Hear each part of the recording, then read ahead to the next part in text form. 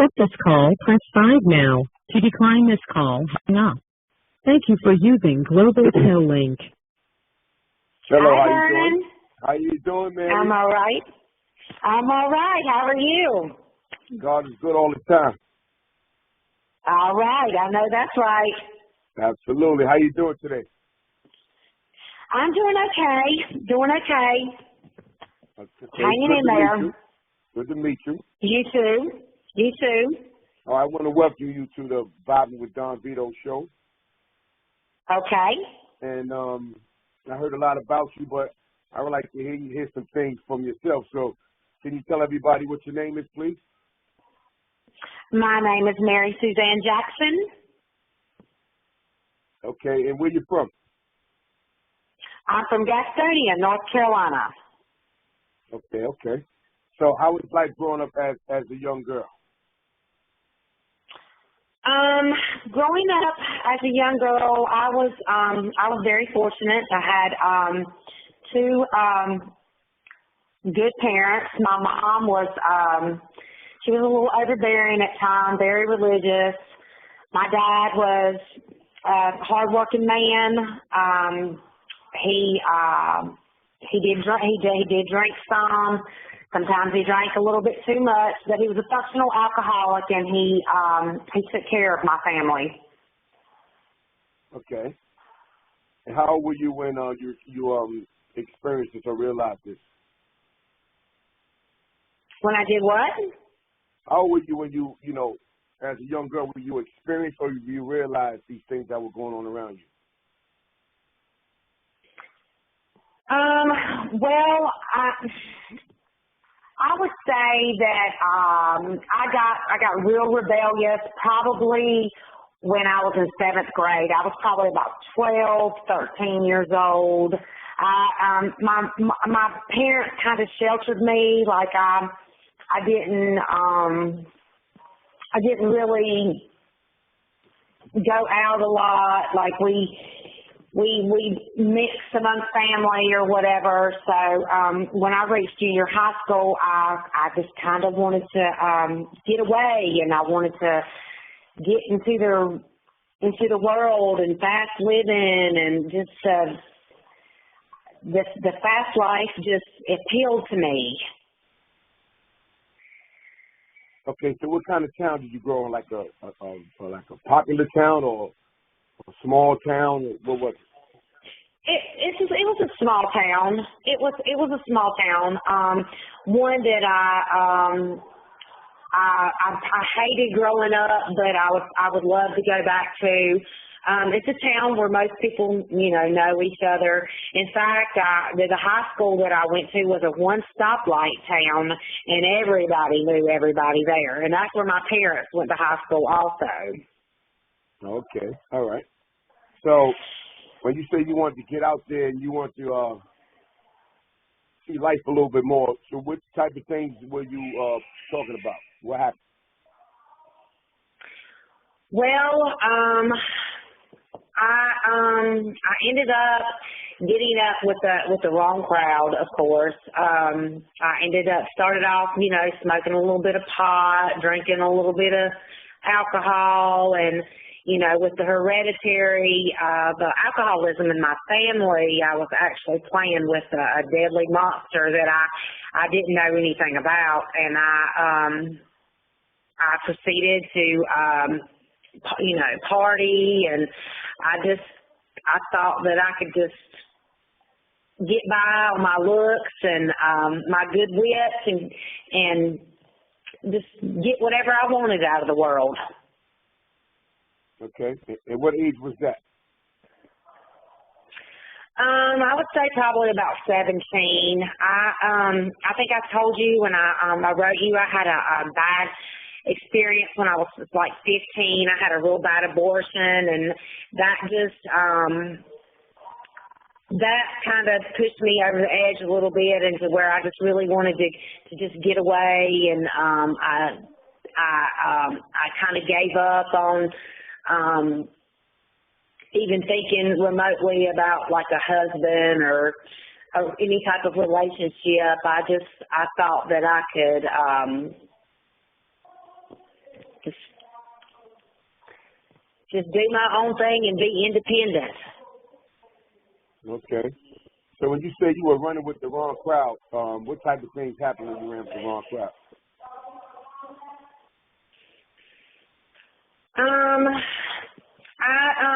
I dated drug dealers. I mean, their money, their lifestyle appealed to me. I got involved with the adult entertainment business. I ended up, when I turned 18, I went to work for an escort service, and at first, I didn't really get into it. I thought it would be just something I would do a quick little dabble in, you know, make some money, and because by then I had dropped out of school, and I ended up basically getting sucked in it, and I ended up working for an escort service for probably about 4 or 5 years until my crime happened. Okay, so what kind of escort service was it? Like a strip club, or they send you out and you meet people and stuff like that? No, I met people. They would it was like a dating service where they would call and set up a date, and I would go out and be paid by the hour. Okay. So that was how you was paying your bills, basically, pretty much. Yeah, basically that's how I was living, and I really lost. I lost all respect for myself. I lost respect for even money and people, and I was really numb to, and just really turned out by society, by human society, just the whole human nature of things. So how did your mom and your dad feel about it when they got wind of what you Oh, were, they hated it. Yeah, at first I didn't tell them. I tried to come home one time and stop and try to go back to a normal lifestyle, but I just couldn't. I remember I went to work and I got my first paycheck, and I thought, oh, you know, I could have made this in one night, and it was just very damaging to my psychological and emotional well-being. My parents hated it. I think my dad was more in denial. When I told them, they couldn't believe it, because for a long time I lied about it. Okay. Do you have any siblings? I do. I have a brother that's my best friend. He's 3 years younger than me, and he was my only friend basically throughout life, because we did everything together. And normally, if I was somewhere, he was with me. So who's older, you or him? I'm older. I'm older than him, by 3 years. So did your brother indulge in any drugs and stuff like that, or he just, you know, the regular guy? Yeah, he did. He did, and he was not one to stay away from home, though. He would, if he messed up, he was quick to tuck his tail and run home. So he did not get as heavily involved as I did. Okay, so how did he feel about you working with the escort service? He did not know. All right, so you pretty much kept the secret from anybody, any loved ones, pretty much. Right, because I did not do it in my hometown. I did it in the metropolitan city over of Charlotte, North Carolina, and I tried to keep it as far away from home as possible. I got you. So you said you did that up until the crime happened. So how did this lead into the crime? What happened? You know, what started the crime or the situation? Okay, my crime. I had gotten involved with a guy that was selling crack cocaine, and I had gotten hooked on it, and I had been using probably steady for probably about 2 years. And one night, this girl called me, and she was hysterical. She was saying that she had gotten jumped at this little party get-together thing by these 2 girls. And she asked me if she could come to my apartment and that I shared with this guy. And I was like, yeah, come on over. So when she came over, she was with this other guy. And when she came in, she had her eye was swollen and black, and she proceeded to tell me that the girls had jumped on her. So I grabbed some ice and, tried to get the swelling down on her eye, and she wanted to go back and even the odds and settle the score with these girls. She wanted me to go back and help her redeem herself and fight these 2 girls. So I was like, okay, we had been drinking and, our steady regular life of drugs, and I asked her if anybody had any weapons there, and she said that they had a gun. So the guy that I was with grabbed his gun, and we got in the car and proceeded to this party. So when we get there is the door's open. So me and the girl, we walked in. We were the only 2 to go in at first. And there's 5 guys there, and there's no girls. So I'm wondering, where's these girls at? What's going on? So, because I didn't know if the girl was lying to me, if these guys had jumped on her, or what exactly had happened. So she proceeds to argue with these guys about why they had set her up and called these 2 girls to come over and jump on her. And the next thing I know, the guy that I'm with comes in with his gun. So when he comes in with his gun, I had previously, before we went in, I had reached in the back of the hatchback of the car and had a piece of a jack, the jack that you stick into the jack and swirl to make it come up. I had it tucked in my pants, so I pulled it out because he came in with the gun, and I was like, okay, where? I know y'all have a gun. Where's the gun at?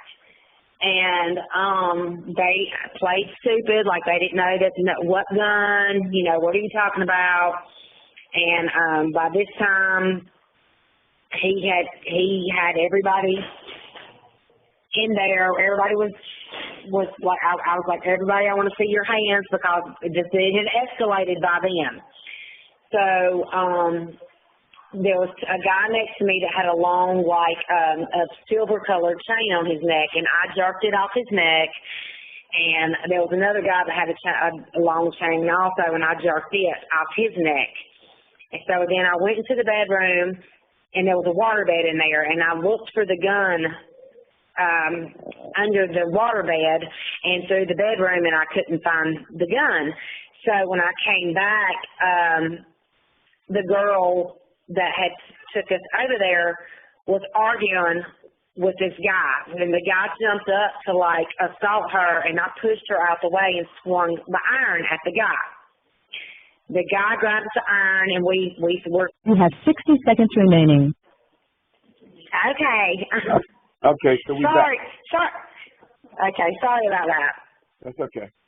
Okay, so while me and this guy are grappling over this tire tool that I had, the guy shoots. The gun goes off. The guy gets shot, and it barely grazes the victim's head. I thought I was shot. I felt the heat from the gun over my shoulder. So now everybody's really panicking. Everybody's running everywhere, and as we fled this apartment, they now have the gun, somebody in there, and they shot at us as we were leaving. All right, so let me ask you a question. So you said Uh-huh. that you pulled out the jackhammer thing and swung it because of somebody making a move or something like that. What happened again? Yeah, because he jumped up and was pushing the girl that had came and got me. Like, she was all in his face, and he jumped up and pushed her out of his face. And when he did, I pushed her out the way and swung the tire iron. Okay, and you swung the tire, and did you hit him? No, I did not hit him. He grabbed it. He caught it like he grabbed it. I mean, it wasn't a mass destruction weapon. It was probably as big as around with my index finger. It wasn't heavy. Right. And what happened after that?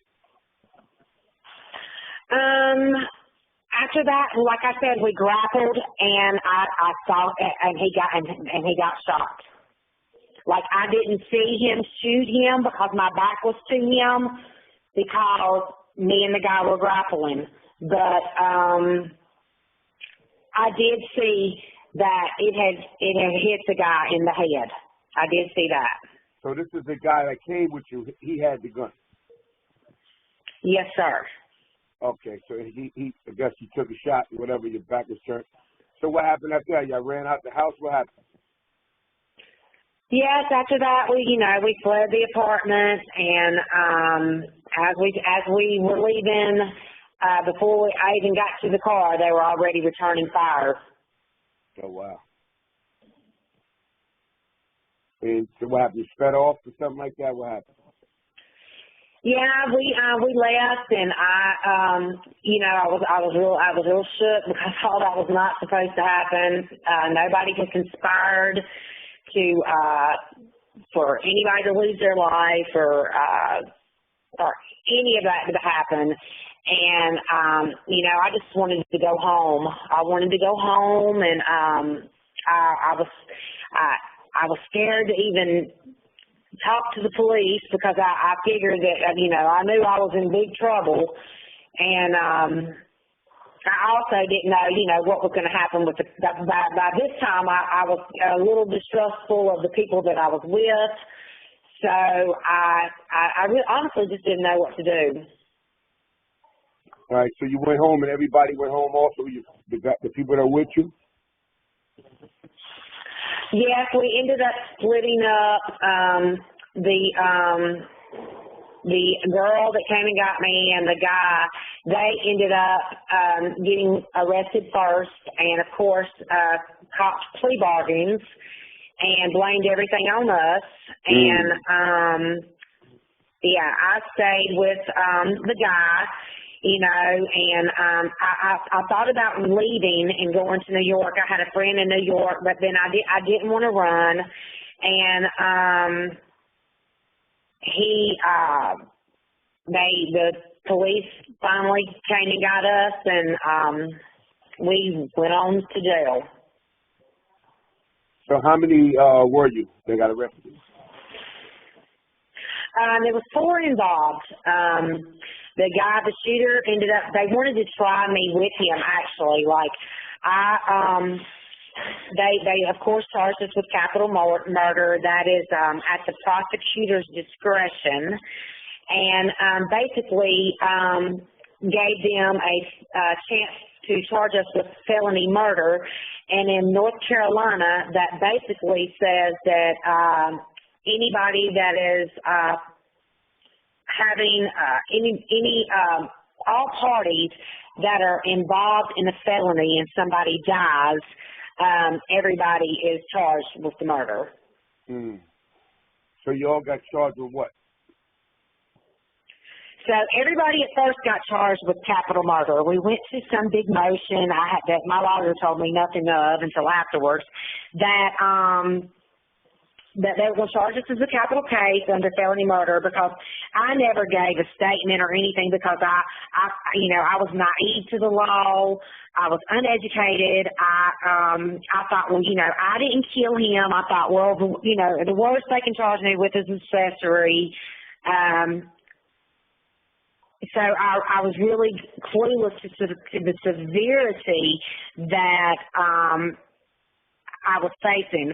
You know, I thought that I would, you know, with my individual actions being that I did not take this person's life, I wasn't looking that I would have to defend myself against a murder charge. Wow. I understand how you feel. Let me ask you a question. So how much time did they give you? I got a 30-year sentence. They ended up charging us with armed robbery because I jerked 2 chains off the guy's necks. So they charged us with as much as they could. They charged us with like 5 counts of armed robbery because there were 5 guys there, and a first-degree murder charge. And I was looking at a capital sentence of life or death, and I ended up getting 21 years and 5 months for second-degree murder and 8 years and 7 months for an armed robbery charge. Okay. So what is that, total like 37 years? It amounts to totally minimum 30 years. I got locked up in 99, and my release date is 29. 29. So, how did your parents feel when they found out about this? Oh, they were devastated. I mean, devastated. I didn't, you know, I wanted to protect them and not bring them into this. But I mean, how do you tell your family that they're better off without you? Wow. That must have been a very emotional time for the family. Oh, definitely was. They had no clue to the severity of my drug addiction, no clue to the lifestyle I was living. But I will give them credit. They rallied around me. They supported me regardless, and were there for me when I needed them. That's good. So how long have you been locked up presently? I've been locked up. In fact, March 10th of this year, I completed my 21-year sentence in 5 months for the second-degree murder charge, and I started my 8 years, 7 months sentence on the 11th of this month. So I have 8 years and 7 months to go. And how old are you now? I am 46 years old. I was 24 when this happened. Okay. So you got a little ways to go. So, I mean, since you've been incarcerated, is this first time being incarcerated? Oh, first time being incarcerated? Yes, sir. First time. I did it big the first time. So how did you feel when you first went to prison? Were you like nervous, or were you like...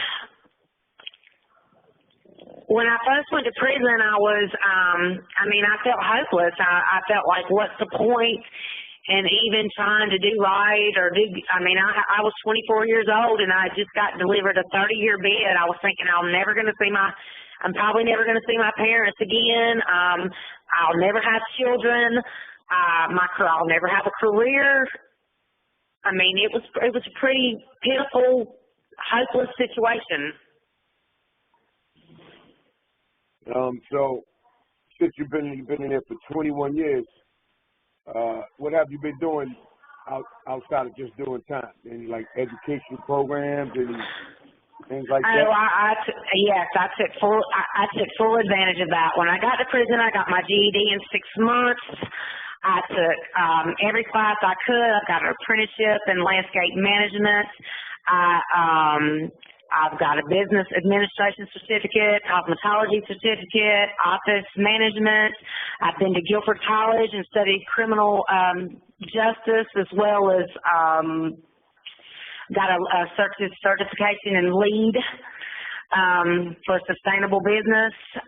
Now I work at a work release program, incentive pay for correctional enterprises here.